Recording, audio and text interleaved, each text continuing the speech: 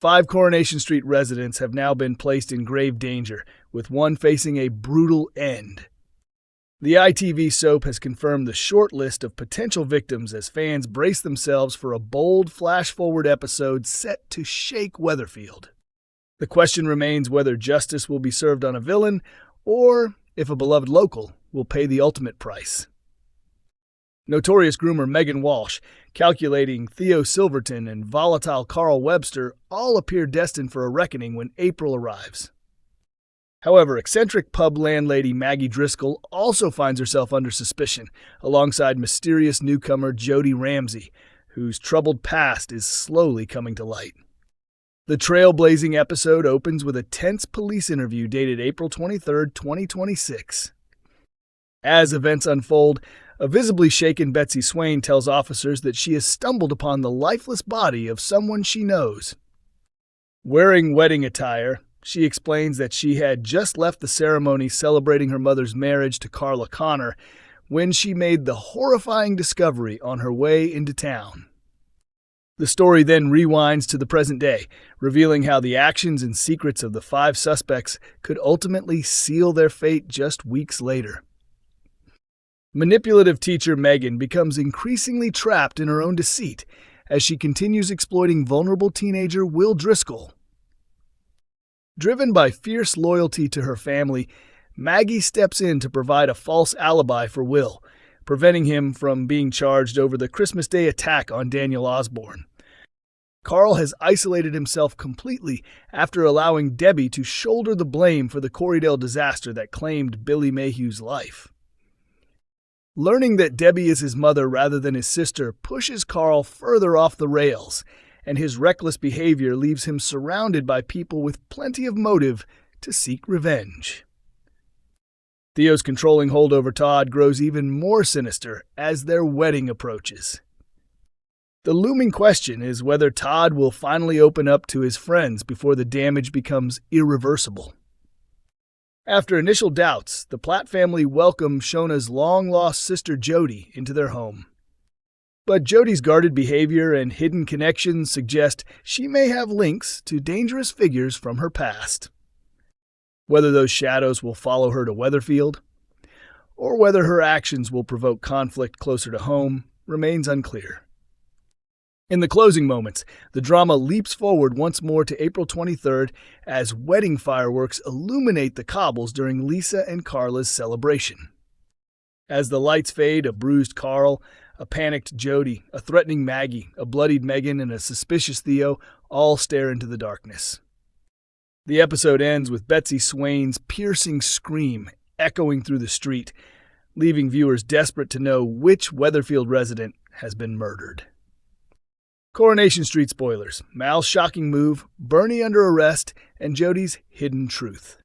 Although he has only just set foot on the cobbles, Mal Roper is about to take center stage in Weatherfield next week, while unanswered questions surrounding newcomer Jodie Ramsey continue to grow. Jodie's troubles begin when she receives an unexpected message from Carl Webster. Following Shona Platt's guidance, she fires back a blunt reply, telling him exactly where to go. At the same time, Carl ignores Ronnie Bailey's urgent pleas to stop manipulating Debbie Webster and instead pressures Debbie into transferring £2,000 to him. An enraged Ronnie later vents to his brother Ed, accusing Carl of draining Debbie financially. Elsewhere, Jodie brushes off a chilly encounter with Carl and heads down the street, unaware that someone is trailing her. Watching from afar, a mysterious figure grips a locket that perfectly matches Jodie's own. Later, Jodie finds herself on the receiving end of Toya Battersby's frustration after failing to clean up after David the dog. As Toya walks away, Jodie shoots her a venomous glare, but her anger is interrupted when someone calls her name. Olivia appears, prompting Jodie to hide her discomfort. Olivia questions why Jodie left and reminds her how she once spoke fondly about caring for her and her brother. Struggling to respond, Jodie is left scrambling for a way out. Once alone and sure she won't be disturbed, Jodie retrieves a box hidden in a cupboard, exposing another secret she's been desperate to keep buried. Wanting to show her appreciation, Shona treats Jodie to a relaxing day of pampering. While at the salon, Shona raises a glass in Jodie's honor. However, when Maria Windass and Bethany Platt gush about how perfect David and Shona are together, Jodie bristles at the praise. Back at number 8, Shona becomes distressed after realizing her wedding ring has vanished. David later arrives home to discover Jodie reaching down the back of an armchair.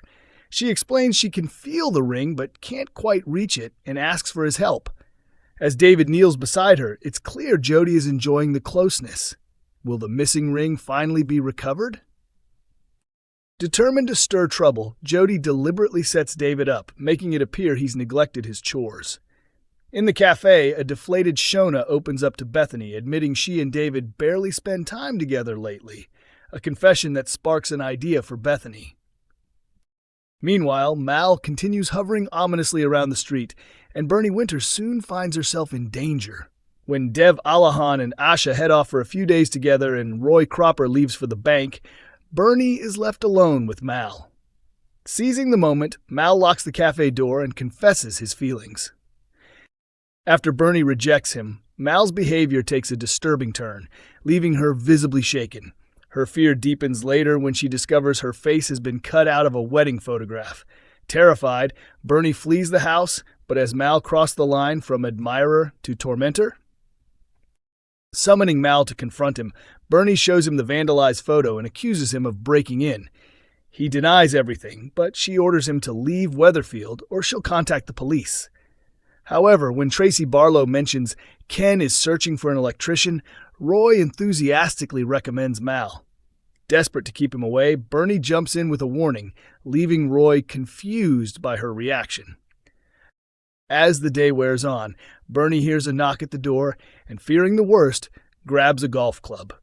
Her relief is clear when she finds Kit instead, and she confides in him about spending the night with Mal and the harassment that followed. Later, Mal storms into the cafe and launches a public attack on Bernie, forcing Roy to step in and throw him out. When Dev and Asha return home cheerful and relaxed, Bernie is left facing a tough decision. Will she finally tell Dev what Mal has been doing? Unaware she's being watched, Bernie later confronts Mal and warns him that if he doesn't stay away, she'll kill him. Mal only laughs, insisting he's not going anywhere. Her words come back to haunt her the next day when Lisa informs Kit that a man has been found unconscious in the street with a serious head injury. As Kit reads the report, he's stunned to recognize the name.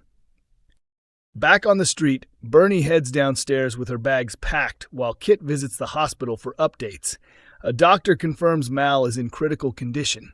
Moments later, D.C. Browning enters the cafe and arrests Bernie on suspicion of assault.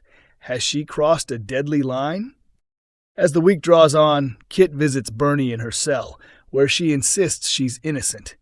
During questioning, Bernie explains that she spent one night with Mal as a friend, but says he began stalking and harassing her afterwards. Is she telling the full truth? Elsewhere in Weatherfield, Cassie Plummer comments on Steve McDonald's growing friendship with Ben Driscoll, suggesting Tim Metcalf won't be pleased.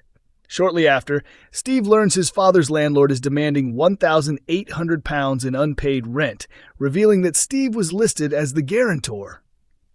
Steve later tells Ben and Cassie that he's spoken to one of his dad's former army friends and discovered his father is hospitalized and unlikely to survive.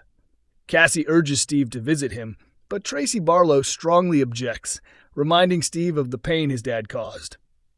When Steve's car battery dies, Ben offers to drive him to the hospital. Sitting in the car park, Steve admits he knows it may be his last chance to say goodbye, but fears it could reopen old wounds. Will he go inside? As the week continues, Ben invites Steve and Tim to a county event with free tickets. The trio return to the Rovers in high spirits, but Steve leaves his phone behind at the bar, unaware his father is trying to call him.